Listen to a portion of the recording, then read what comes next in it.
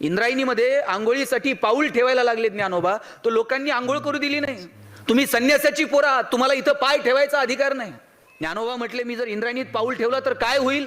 धर्म मार्तंडांनी सांगितलं, तुम्ही जर इथं पाऊल ठेवलं तर इंद्रायणी अपवित्र होऊन जाईल. ज्ञानोबांनी इंद्रायणीचं पाणी असं उंजळीत उचललं आणि सांगितलं, या उंजळीत दिसणारा चंद्र साक्षात गंगेत दिसणारा चंद्र आणि या इंद्रायणीमध्ये दिसणारा चंद्र एकमेकांपेक्षा वेगळा आहे का?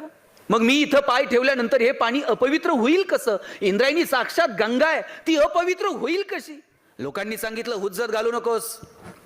ज्ञानोबा धाडसानं पाऊल ठेवायला लागले तर दगड धोंडे घेऊन लोक मागे लागली आणि ज्ञानोबांना इंद्रायणीतून पिटाळून घरी लावलं. घरी जाता जाता थोडेसे खर्चटलं, हाताला लागलं. झोपडीत एका कोपऱ्यात जाऊन ज्ञानोबा रडत बसले आणि रुक्मिणीनं जवळ घेतलं, आईनं जवळ घेतलं आणि विचारलं, ज्ञाना रडतोस का? पण ज्ञानोबांनी सांगितलं नाही की लोकांनी माझी अवहेलना केली का तर आईला वाईट वाटू नये. किती दुःख सहन करावं. व्हिडिओ आवडल्यास चॅनलला सबस्क्राईब करा.